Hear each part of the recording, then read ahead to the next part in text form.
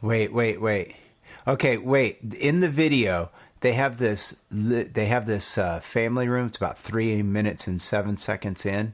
It's a bedroom, right? It's this bedroom. It's a little fireplace off to the side. And up on the ceiling, a good 10 to 12 feet in the air, is the TV hanging off the ceiling. It's like, well, we don't want to put it in front of our big, giant, sliding glass door. Okay, I can get that. But are you serious? Way up on the frickin' ceiling? You know how you go to the theater and it's packed, right? You got to sit in the front row because it's the only seat left. Yeah, that's what this would be like. Just do that every single day.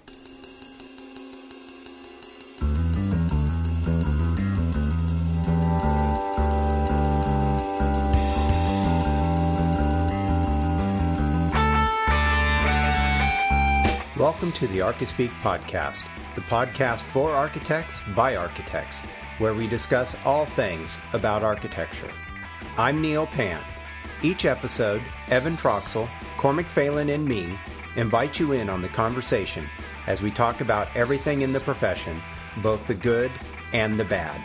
Maybe you're considering a career in architecture, you're still in school, or you've been around the block more times than you'd like to admit.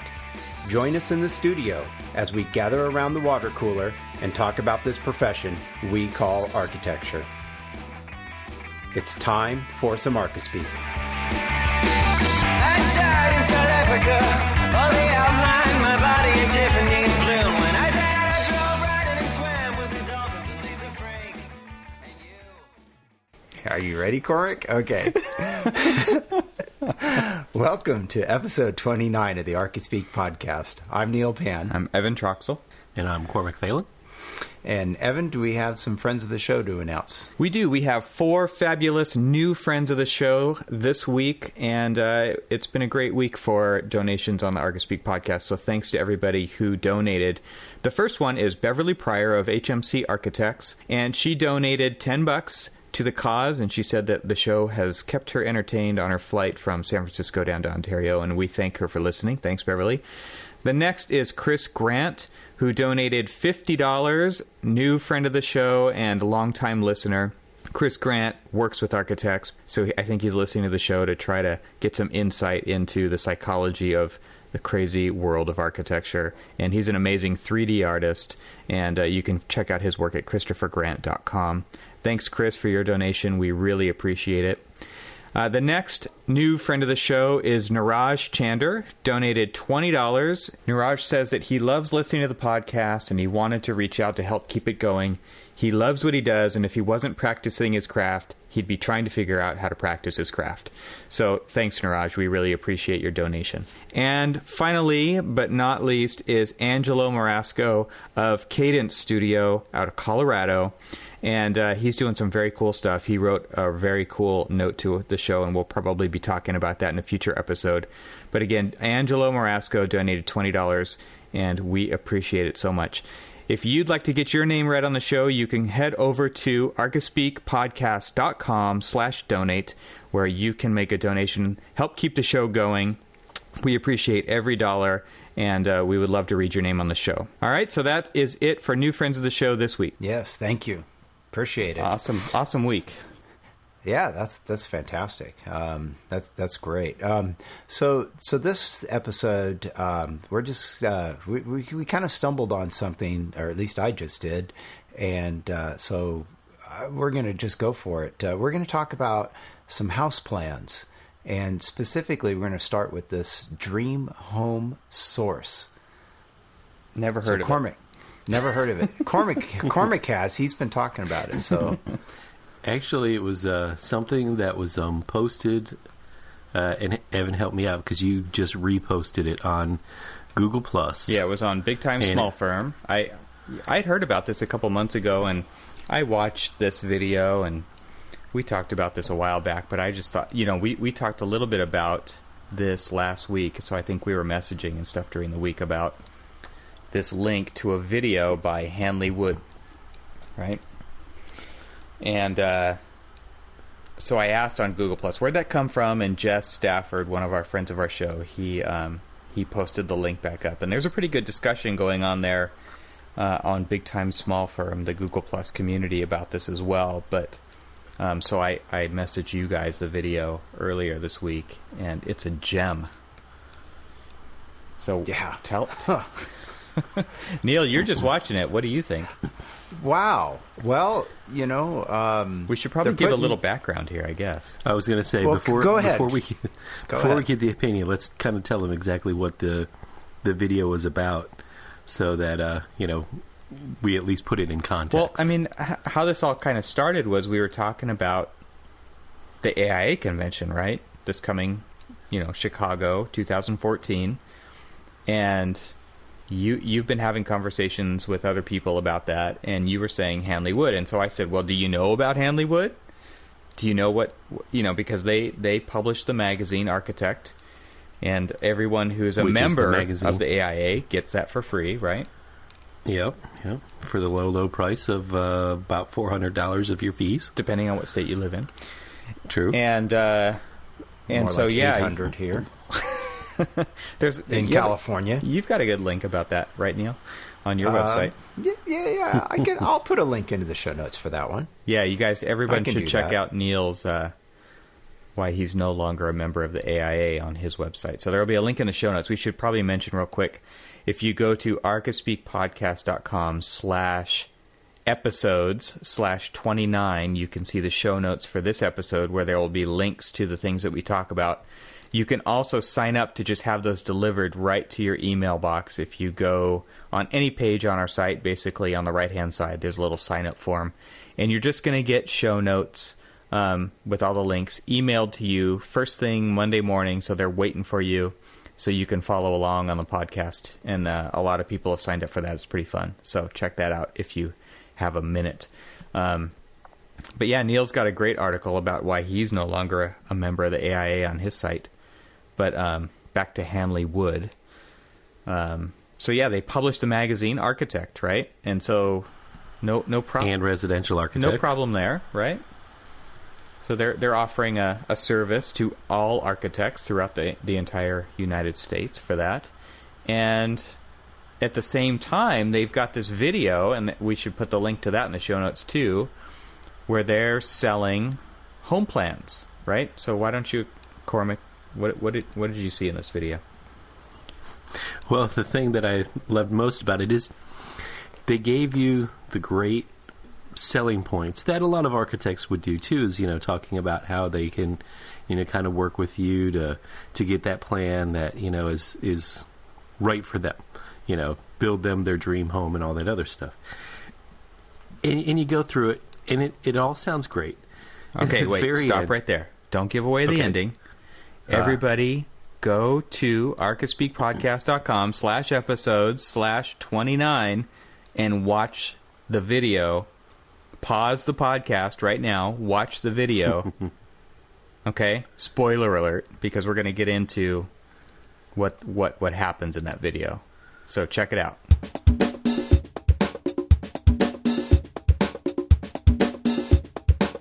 Welcome back. Welcome back. Thanks for watching that video, because now you're probably, if you're an architectural professional, burning just like we were when at the very end they basically come back around and they say, well, and we can customize these plans, we can give you an extra bedroom, we can stretch this bathroom, we can do this, we can do anything you desire, all for possibly double the cost, which is half of what you would pay an architect. You're like, wait, No. It was double the cost of what you would pay them for the your stock house plan. for your stock Right. plan. So they said $2,000 for customization. Yeah. And then, so they said that would be twice as much as what you'd pay for the stock plan. So I'm assuming it's $1,000 for the stock plan. So for $3,000, take it away, Cormac. You can get a fully customized plan that will save, that they can turn around in 2 weeks, and it will save you time, money, and headaches from dealing with those pesky architects. Now, and the I guess the dripping irony of it all is that here is a site and service selling customized house plans.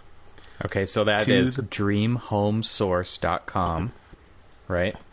That is basically, at the end of this video, kind of taking a shot at why you would not use an architect, why it's better for you to use their home plan service than to use an architect from a company who makes a boatload of cash off of marketing and selling their magazines to architects. Oh no, the AIA is subsidizing Yeah, I'm sure. their magazine, Right. right? So they're using architects' fees or associate fees, Yes. right? Those that are not licensed that pay AIA dues, they're using those fees to subsidize these magazines and this company to basically cut our knees off. Where's my Cut us off WTF at the stamp? knees. Yeah, my WTF stamp is just bleeding with red ink right now. But, and they'll say, but no, guys. What we're doing is we're selling these plans so that when that person gets it back to whatever municipality that they're going to build this house in, that municipality will say, but you have to have these stamped by an architect. Well, it depends. So right? what's Yeah. wrong with that? It depends. That's true. In fact, actually, you don't have to have it stamped in, say, if I were to go to build a house around the Rockville, Maryland area, and I go into the permitting department for Montgomery County, Maryland. They do require a stamp, but it can be from Could be an engineer. it could be an engineer Right. or an architect, whoever's going to assume the liability of that floor plan. Right. And then there's a few other things that they require, like a geotechnical survey or a grading plan. Actually, sorry, a grading plan. Yep. Only a grading plan. So you can completely circumvent the system and just go straight to an engineer, have them sign it, and most likely, a guy who's, a structural engineer who works for a bigger firm who kind of does this on the side and never uses his license. So here's his chance. We'll probably charge you a couple $100 for it. Yeah. Well, at least I would think And you're going to get charged a lot more for an architect to do it than you would an engineer. I would think. oh, sure, because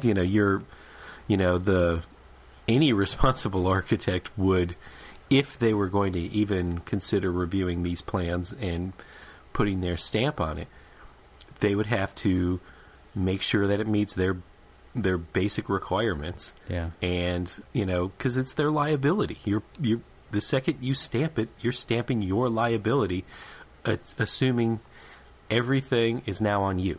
Yeah. I'm wondering though, even then, if you're even, it depends on the state, but there's even, it's illegal to do that in a lot of states. You can't even sign and seal someone else's drawings. So, yes, some architects may do that, but usually the law, well, I shouldn't say usually, but in some places the law is that you can only seal drawings that are your own. Or you're under your direct supervision. So it depends on where you are, and every state's a little bit different there. But yeah, you could. I mean, you could charge. At that point, why wouldn't that architect just charge you probably more than, because it takes a lot of time. You got to go through all that stuff. You have to coordinate it all. Oh, yeah. Oh, yeah, it's a mess. Well, Neil, let me ask you this, because you've worked with production home builders before. Yes, I have. So they sell all of these different, home plans and stuff for developments, I'm sure, that they're developing and stuff like that. What do they do to get a set of drawings signed and sealed? In my experience in the production housing industry, a lot of houses, well, there's two approaches that most home builders take. One is, have we built this house before? And, can we make some modifications to it to make it adapt or fit to a particular lot size for a community? And if it's been a successful house, they like to use it. Sometimes they'll re-elevate them. And other That times they'll sounds just fancy. well, it's production housing. You slap I'd a like to different read it. you slap a different sort of elevation style onto the front, Yeah. and some that oftentimes includes different window sizes and configurations. But it's basically you manipulate the pieces in the front. Sometimes you pop something out or back in a couple of feet or a foot, and you make it work. Anyway, it's not. There's multiple levels of production housing. I've seen production housing that have sold for literally multi-millions of dollars, in some Southern California residential areas. So that's to a point where it's almost like a custom home. But it is production. I mean, there's multiple houses of the same plan in a particular development. But anyway, so if they have a plan that they can use, they usually come to an architect that specializes in this type of work, which a couple of firms I used to work for did that type of work. And, there is a lot of design involved in that. And I know a lot of people don't really think much about it, but, quite frankly, the houses and or the projects I've worked on probably affect a whole lot more people than most of your custom residential architects ever deal with in their entire careers. Because the houses I've worked on, literally thousands of people are living in. And so, it has a big effect. But anyway, I'll get off the soapbox here. Just the point is that they'll either come to you with their own plans that you have to refresh. And quite honestly, that happens a lot. It does also happen where they'll come to you and they'll need a design. Hey, we need something that fits on this type of lot. And usually that's driven by the municipalities. They're looking for a certain type of product for their city and or site. And you have to make it work. And so you have to design something from scratch. Builders don't like to pay for that because it's more expensive, but they realize the only way to get a project done, you have to do that. And that happens a lot in California, especially in the Bay Area where I live, San Francisco Bay Area. It's really hard to just pull a house from Texas or Arizona or some other Midwestern town and bring it here to California and put it up into the Bay Area. Most municipalities just won't stand for that because it's too plain, and you really have to do a whole lot more to make a house work here than you do in other parts of the country. So, it's a little bit different. But this, I've never had a developer come to us and say, hey, we bought these plans off a website like we're talking about here, Dream Home Source, and, we need you to stamp these and make it happen. That I've never, in 20 years of working in this business and working for production developers, that's never happened because they want to own the houses. I was looking through their website here, the frequently asked questions, and one of the things is you don't own the rights to modify these plans beyond what they've given you or make a certain number of copies. And so, you don't own these houses. And the developers that I've worked for, Well, you they don't own own the plans to the house, right? Yes. You don't mean Well, they don't own the house. Yes, I'm sorry. You don't own the plans, and a lot of builders like to use the same plans over. As the home building industry is nationalized, 20 to 30 years ago, there were small home builders all across the country, and over the last 30 years, most of them, I shouldn't say most of them, I'm generalizing, but many of them have been purchased by the big builders. And so the big builders have become huge. The Pulte's and other the KB have just become these huge conglomerate because what they've done is they've gone to smaller areas and bought them out, and then now they become it's a Richmond American Home instead of it was Bob's Small Builder. Well, now Bob's Small Builder's been, absorbed by these big builders. But they own their own plans, and so they start with that. But where this site really gets back to is, in fact, I had a client recently, the land purchase didn't go through, so it didn't happen, but they were looking to buy a lot and put a house on it, a total custom home. And what this site is doing is saying, oh, you don't need an architect for that, just pay us $1,000 and poof, 2 weeks later you have a set of plans. Yeah. And it's like, really? I don't know about other areas, but that would never fly here. Yeah. Well, think about it. I mean, this gets down to what people are comfortable with, right? Mm-hmm. And because of the way that, and I can really only speak to people in the United States, the way that people are used to shopping for things, they lump architecture in with those things. And so they're very comfortable shopping through a magazine or through a website, and they're dreaming, right? Oh man, that looks awesome. I would have never thought of that. I mean, to me, this is a level above what they are capable of thinking of when it comes to houses. And so this is super fun for your average Joe to look through these magazines and dream. And honestly, I think a lot of the reason why our industry is falling short is because we don't share in this manner. And those people they're not comfortable hiring an architect and paying to dream by the hour when they can flip through a magazine for $3 or $5 or a website for free and just sit down and have that fun conversation with their family about what they want to do in a house. That if they're serious about building, they're having these conversations. And who are we to stand in their way or to say, hey, you should really be hiring an architect for that?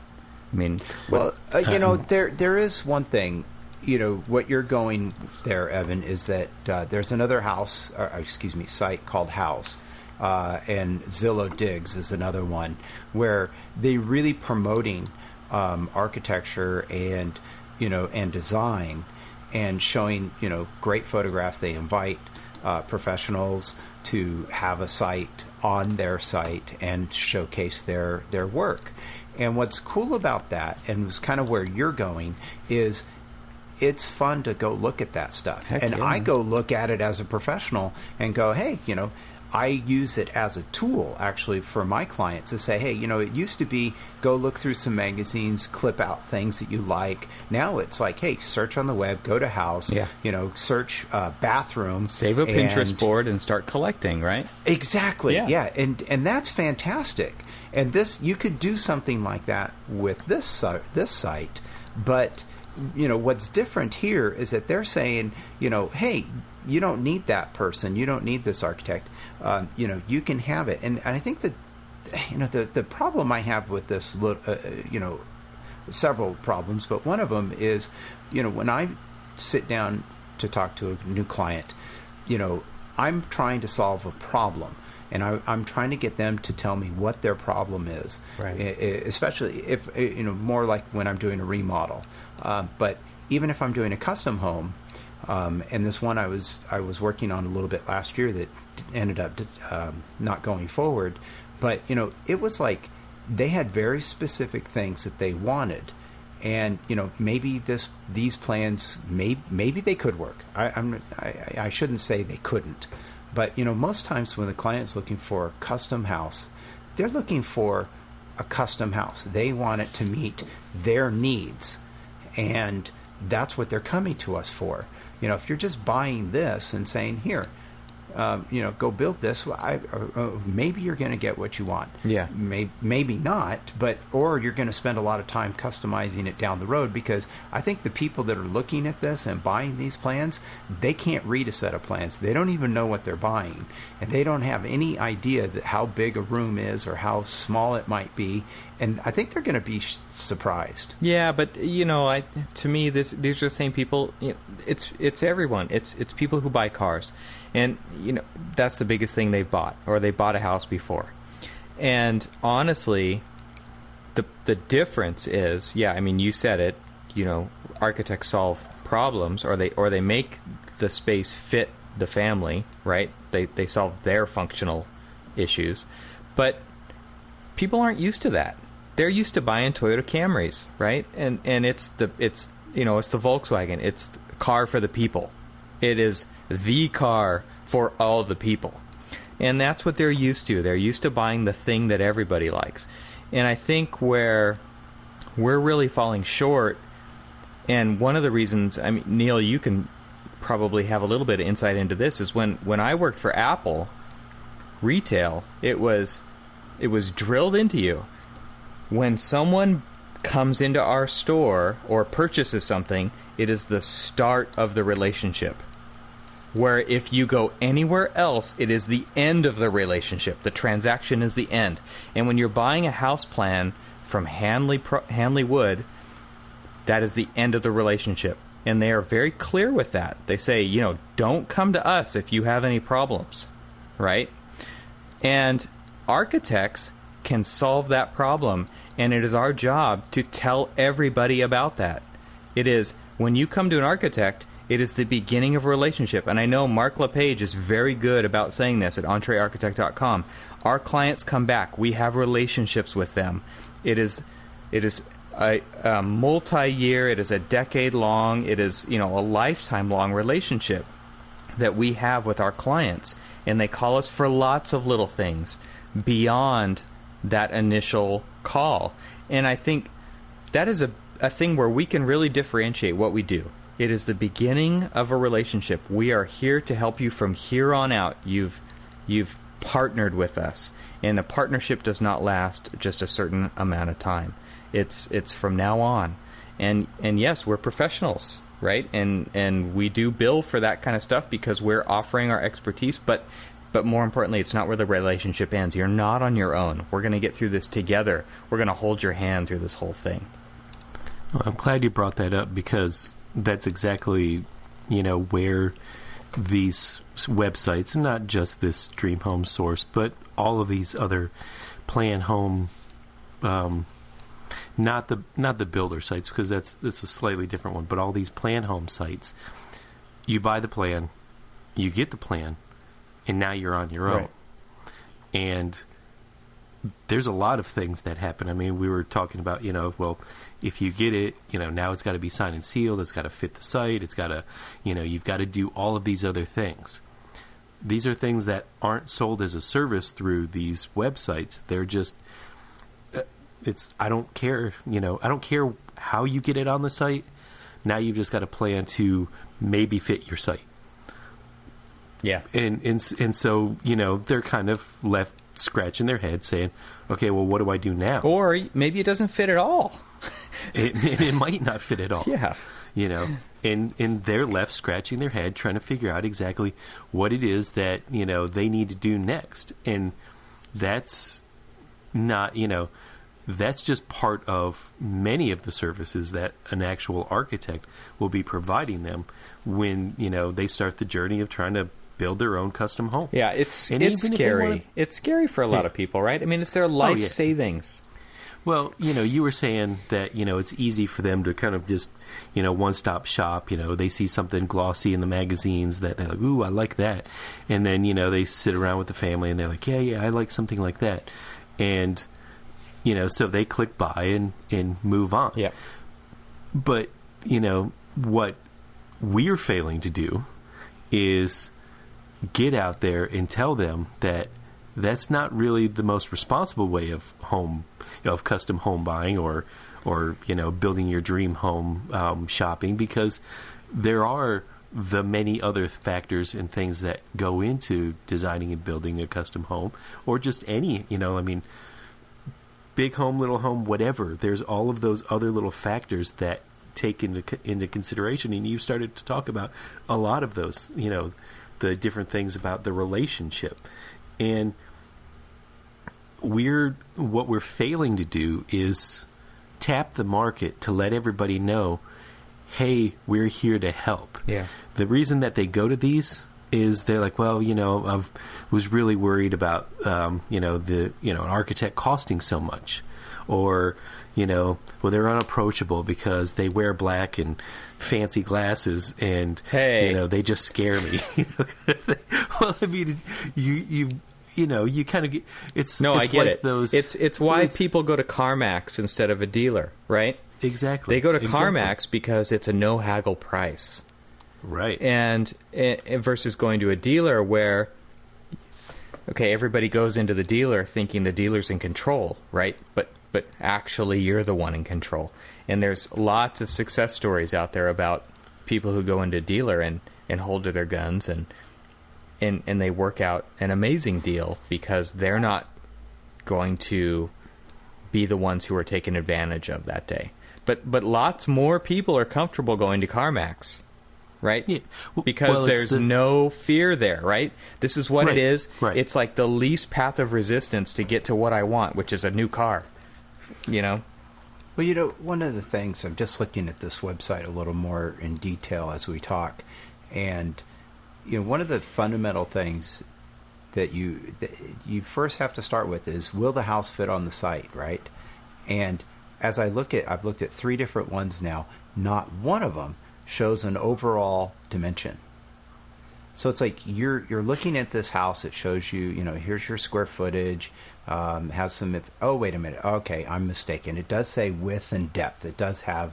It doesn't show dimensions, but it says a width and a depth. So I guess it gives you some overalls, but you don't really know much more than that, I guess. Yeah. Well, but it's still a little frustrating.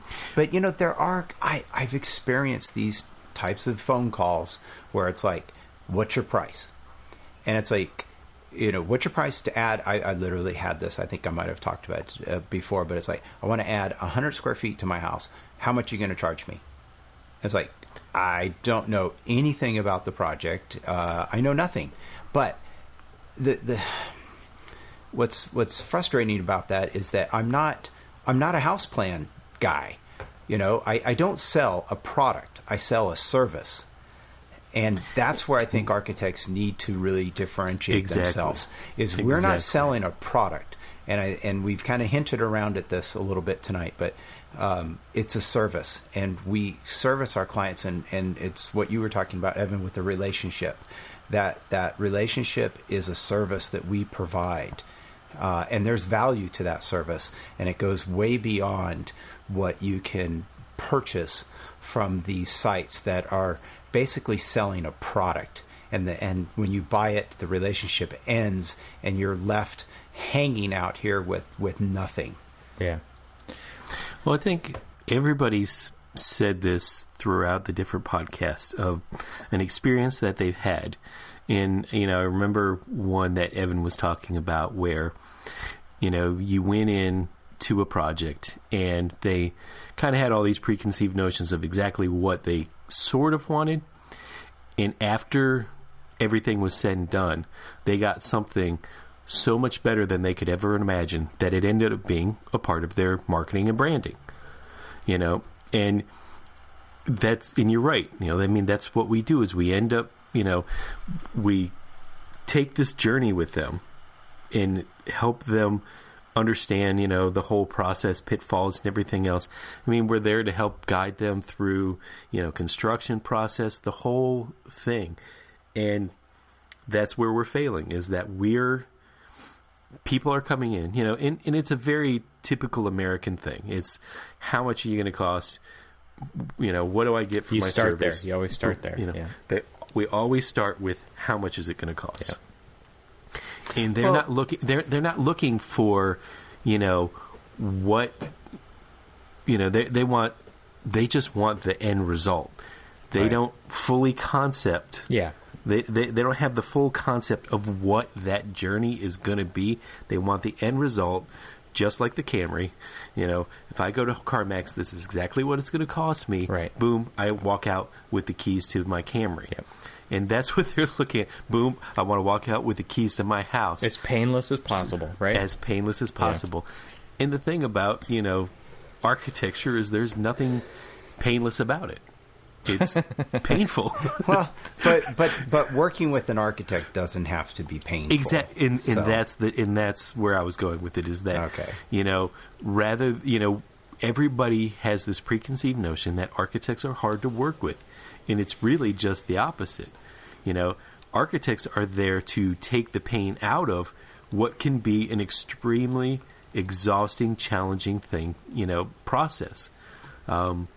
Anytime somebody tries to, remodel their home and do an addition or something bigger like a school or something like that, it's a huge undertaking. And there are so many different challenges to get to that end result where somebody's handing you the keys to your new house or your new school or whatever. And we're educated to understand all of those challenges and bring it to the table and ease the client's pains. Whereas, going out and buying that stock house plan, that's just the beginning. I mean, okay, what you've done is you've loaded the gun, but you haven't taught them how to shoot. You're just so now they're going to just go random, and that's a horrible analogy, but I mean, you see where I'm going with this. It's just you've given them one small piece of the puzzle, right? And then you're telling them to actually go and solve it. All right, let me turn this on its head a little bit. What about architects selling their own plans, their own designs online? Well, I was going to... How different is that? Well, I was going to bring up the custom modular homes that I've done in the past. I mean, modular home, the whole point to all of that is that we knew we were going to kind of lose our shirt on the first one or two, but these were return plans. But the thing that we always wanted, the thing that we always hoped and dreamed that we were going to be able to do is that we were going to be able to be involved with every one of them. And for the ones that for all of the custom modular homes that we did, we were involved with every single solitary one of them. We cited it. We, made any modifications that it needed to, whatever we needed to do to make the site work, but we were taking the responsibility. We were guiding the client. So it was essentially the same service that we would do a one-off. We would do it, with, some of our modular homes and stuff. Yeah. It's not that these sites aren't terrible, because, you're getting a product. But the thing is that whereas, again, let's go back to the whole, whereas when you're coming to me or you're coming to you or coming to Evan, you're buying a service that has a product as the end result. Where you're going to sites like this, you're buying the product and that's it. And now you don't know what your next step is to getting that end result. I mean, you're only getting a set of plans. Well, a set of plans are about as useful as a roll of toilet paper when that's all you have is just a set of plans and no knowledge of what to do with them. Yeah, no, I don't think that I don't have a problem with people buying sets of plans. And I mean, the real problem with the Hanley Wood thing is that they publish the magazine for the AIA and they're telling people that they don't need architects, right? I mean, that's the real problem here with this. Because I honestly think that architects could do a lot of good in the world by offering what they do as a product, just so people get it, right? Just so it's easy for people to understand. There's a lot of architects who offer stock home plans, in quotes. Oh, yeah. Who go through the whole process with clients, and they teach them what they need to know, and they make it enjoyable, and they take the fear out of it for people, which is really a great service that they're offering, even though they make the client feel like they're buying a product, which is what you're talking about. Well, one of the things that we had hoped, before the recession, is to do almost simply that. Is, there are there's a firm that we knew of down south, LRK, Looney Rick's Kiss, great, nice firm. And they do a lot of high-end residential work. They do a lot of commercial work and stuff. But they also offer house plans. But they're selling the house plans as a bundle package with the service. So it's not that you're just going and buying that plan. It's you're buying you could be buying that, preconceived idea of the plan. Well, now you're buying the service from us to help you take it from the conceptual plan that you see on the website to the finished product, and we're there to guide you through that whole process. Yeah. Same thing with a lot of new urbanist communities. They sell stock plans, but they also sell the service of like the town architect. The town architect's there to kind of help guide them through the process of getting it from the conceptual piece of paper that they see to an end product. I mean, we worked with a developer to kind of help create some basic stock plans that they would be purchasing that along with the services of the town architect. It has always been a bundle package with the service. Yeah. Neil, you're going to like this. Because I'm looking at a floor plan right now of the title of the page says Blueprints. All right. Ooh. And it's on eplans.com, which is one of the links to get away from the Handley page. And it's funny that it's called Blueprints. But, again, they're just speaking to what people know. And I'm looking at this mess of a floor plan with a glass floor made out of glass blocks so you can see the floor below.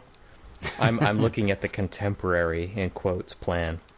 So the vaulted great room and the glass floor and the open to below and the plant shelf and the vaulted nook and the kind of chipped off edge of the kitchen countertop so it looks very natural. There's a spa, there's a gas grill, there's 3 fireplaces, there's lots of hangers in the walk-in closets, and that's all on level 1. And, a lot of stuff. And so to me, that's exactly it. This is a checklist. And the reason I said, Neil, you're going to like this, is because to me, this is how people shop for personal computers, right? Mm-hmm. Yeah. This is walking into Best Buy, and this thing has everything I need. And nobody is thinking when they're looking at this stuff, and I'm totally preaching to the choir. I get it. No one is thinking what their experience is going to be. Well, the 2 comments about that. First off, did you scroll to the bottom of the ePlans website? Let me go back. It's the same site. It's Handley Wood. Yeah. No, I know. With everything. It's the same site, just rebadged. Everything's kind of reconfigured on the page so it doesn't look exactly the same. And exactly. They've got links to the social media, and they've got links to Houzz, and they've got a toll-free number that you can call, and there's quotes that talk about how awesome they are. But the thing that I want to focus on is how there are a lot of people in this world who shop by checklists. They want the tech specs. They want to make sure that everything that they want is just checked off the list. And I think the thing that architects offer, and again, I'm preaching to the choir here. It's all that stuff. One thing leads to another. It's all interrelated. It's about the experience. It's about how you live. It's about why you live. It's actually more about why you live than how you live. There's a lot of things there going on where people are just buying based on that checklist, and I think that these sites are catering directly to that. They get it. Like they're totally aiming for those customers. And I think something that we do kind of poorly, maybe we could do better, is we try to solve people's specific problems. And so maybe we should talk a little bit about how we can actually reach those people a little bit better, how architects can reach those people. Because I know you had mentioned earlier this week about talking about social media. People have been asking about how, maybe this plays into that a little bit. Well, I don't know. Does social media help us reach those people that are checklist buyers? I'm not sure it can. Maybe it can, but totally can. You think so? Absolutely. But go ahead. Well, I don't know, because I mean I've got a couple of different Twitter accounts, and one is for my business and one is more my personal use. And I tweet architecture on both, about architecture subjects on both, but I try and keep my business one, more to other types of things. And, I don't have a lot of followers on that one. And quite honestly, I don't think there's any clients. I mean, maybe there are some clients that are looking at that Twitter feed. I mean, it's linked on my business website.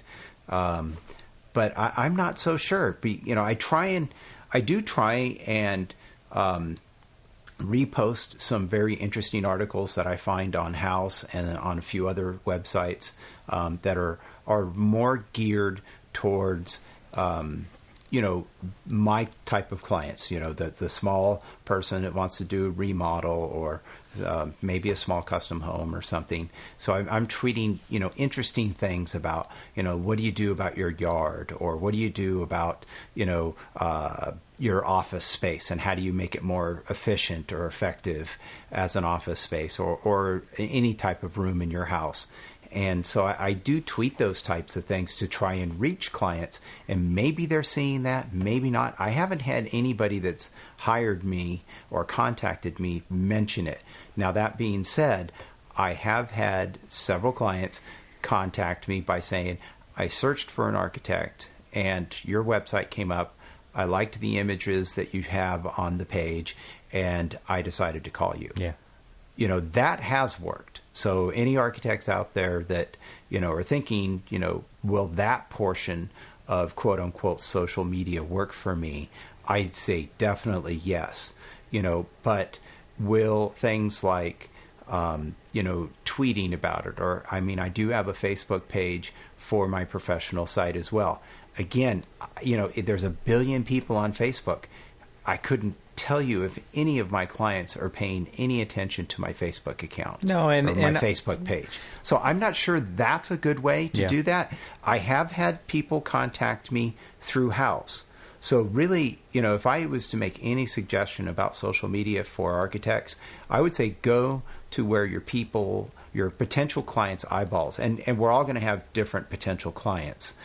For me, I have found House is a good resource for that. Zillow Digs has been a more recent one that has been, I haven't had anybody contact me through that, but I've noticed a lot of people liking some of the imagery that from my projects that I put there.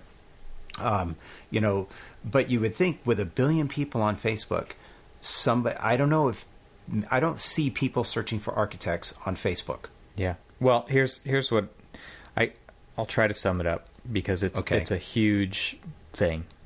And a lot of people ask the question, and I'll tell you, like, what I see is I see people start social media in quotes, right? Because it's this big unknown amoeba, and they give up after a little bit of time.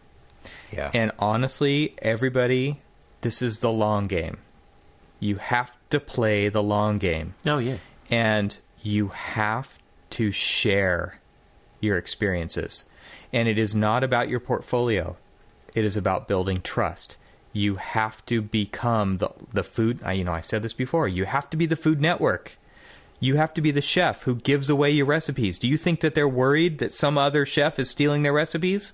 Hell no, they're not. They are not worried about that one bit, because it's their recipe. They're the ones giving it.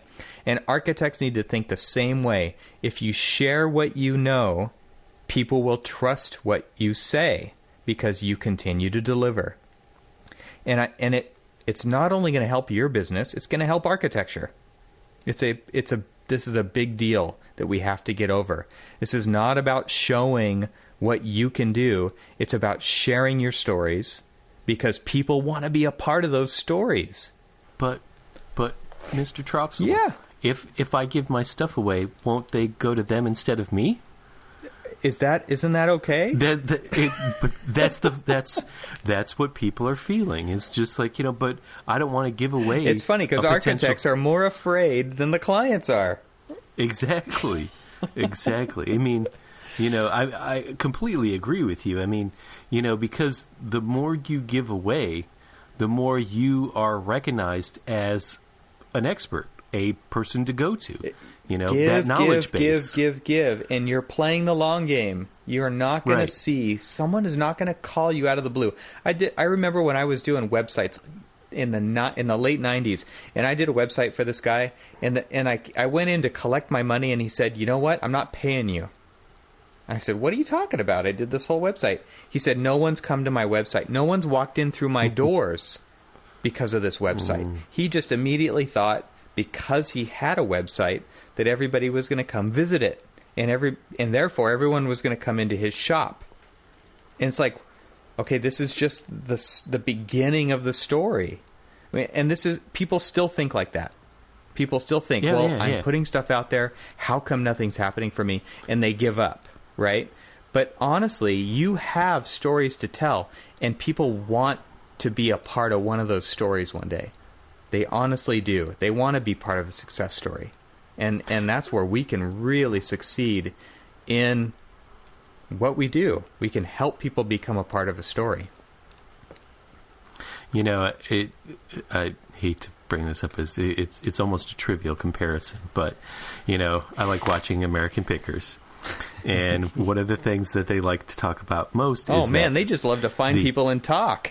Yeah, right? I mean but the thing is that they love this story. Yeah. They love the knowledge that they get from these people. They get more money for the crap that they sell because there's an amazing story attached to it. Exactly. Totally great analogy. All right. Well, I thought it was going to be trivial. No, it's awesome. It's the same reason people buy race cars at an auction for $1 million. Because there's a story attached to that thing. It's the same thing. Yeah, go ahead with your trivial story. I don't know. Well, it's just like you've got, and I'm gonna go off on the car tangent because we're car guys, but I was watching now that I've got HD channels and all this other stuff. There's this great channel called Velocity, and there was this one show, and he takes his cars to the auction and all that other stuff, and he went out and there's this one particular episode that this guy bought a Porsche, really low miles and everything else, and it was a very it was sort of a rare it was rare to be in its condition for its age, and it sold, and he was really disappointed that it didn't sell as higher than the other one, one that was very similar. The one that was very similar to his had a story. It had been in the garage of a couple of famous actors. It's been raced. It's had all of these other things. So the value was its story. Yeah, absolutely. The value was the experience that car had.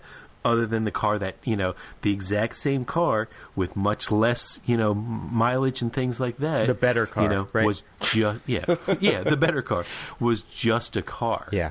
Well, but this was a story. What's that TV show where they go, people line up for hours and hours and they bring their antique roadshow, right? Oh, yeah, Antique Roadshow. And they show up with a Civil War sword, right? And that's worth $5. And then the other guy's got one, 3 weeks later, and it's worth $500,000 because of the story behind it. It's the same stuff. This was the blade that brought down, Stonewall Jackson. Yeah, people want to be a part of that. I mean, honestly, that's where we need to help people write their own stories, and we need to help people tell their stories and think about real architecture that we still look at today. Cormac, you visited Falling Water. I mean, it's all about the story and the setting and what they accomplished and how they pushed the limits of construction and how it's falling apart and how they're sagging. But people love to talk about that stuff, even though half of the camp who looks at that house looks at it as a failure because it's not holding up like he said it would, versus the other half who's like, it's an iconic thing that no one's ever going to forget. I mean, that's what architecture can do. And the thing that captivated me most about Falling Water was the stories that they told about, how Frank Lloyd Wright came in, and they were like, it's just like they were standing on the banks of this river, and they were saying, hey, this is where we want the house because we want to capture these views. And Frank was like, forget the views. I want the house in that river, and he was just, and in all of the different stories of how that house came about, how that house impacted the Europeans' view on American modernism, where before that house they thought we were just, we were the commoners who didn't understand, true international style and modernism and stuff. And then here, Frank comes in and he throws down the gauntlet. He's like, here it is. What do you got? And, it was the stories that made that house more than what it really is just bricks and mortar, Yep. Yep. And I guess in a way that's what we're coming full circle back around to, all of these e-plan websites and stuff like that, is that you can have a house, but it's the, it's the story, it's the journey, it's everything else that, architects can kind of help conceptualize greater than just, click, here it is, now what do I do kind of thing. Yeah. Well, back to the social media thing, Neil, I think something that maybe people want to hear about is, a lot of people are looking for a recipe on how do I do this? But I think this gets back to the story thing. I mean, social media started with the blogs, and it should be about you telling your stories. Your website shouldn't be a portfolio for other architects to look at. You should be telling the stories that you want to get out. Let me give you an example of a story and where it can go. And I'm going to reference, it's funny you mentioned about recipes, because there's a movie called Julie and Julia. Yeah. I don't know if you guys have ever seen it. It's a good movie. It's actually a very good movie, but very entertaining. But it was started because this woman, Julie, started a blog as a challenge to basically cook every recipe in Julia Child's first book, right? So, where did this lead? It started with a simple blog, and suddenly it grew and grew. It became this huge thing. How did that happen? They made a freaking movie out of it, right? And so, it just started with one person reading it, right? Actually, it just started with one person writing it. I mean, one person writing it. It's amazing the way that these things catch fire. I guess so. What we're trying to get at is that, to be successful in social media, you've got to tell a story. You've got to work.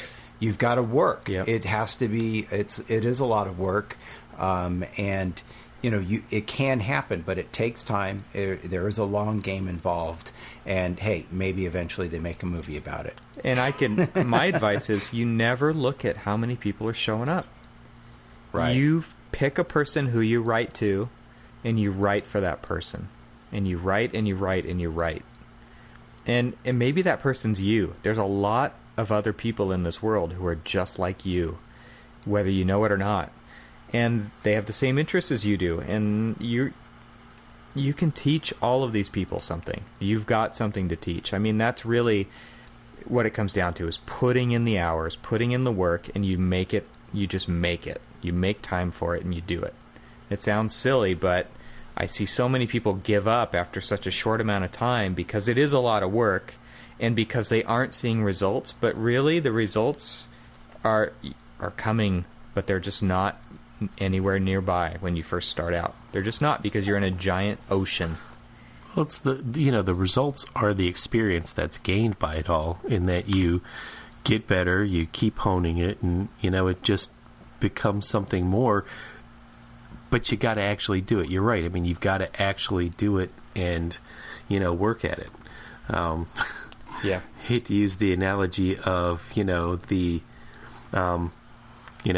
fresh out of college kids that are just like, I expected architecture to be completely different than this. I mean, why aren't we designing? Why aren't we doing this? Why aren't we doing that? We went to architecture school. It takes time. You got to build that. In social media is absolutely the same thing. I think that's definitely something for a topic for later on, and maybe even, with a couple of guests or two, is talk about, social media as a tool for the architect. I think it's a good idea. All right. Well, with that, if you have questions or comments, visit our website at archispeakpodcast.com, where you'll find links to our individual Twitter accounts and the Archispeak Podcast Facebook page, another social media link. And there you can join in on our conversation as well and add your 2 cents about what you think about the topics we've talked about tonight. Or you can also call the Archispeak Podcast line at 415-484-8496 and leave us a message. We're hoping some more people do that. We've had some people threaten they will. Hasn't happened yet. Tell us your story. That's right. Share your story. We want to hear it. Yep. All right. And with that, stay subscribed and thanks for listening. Thank you, guys. Bye.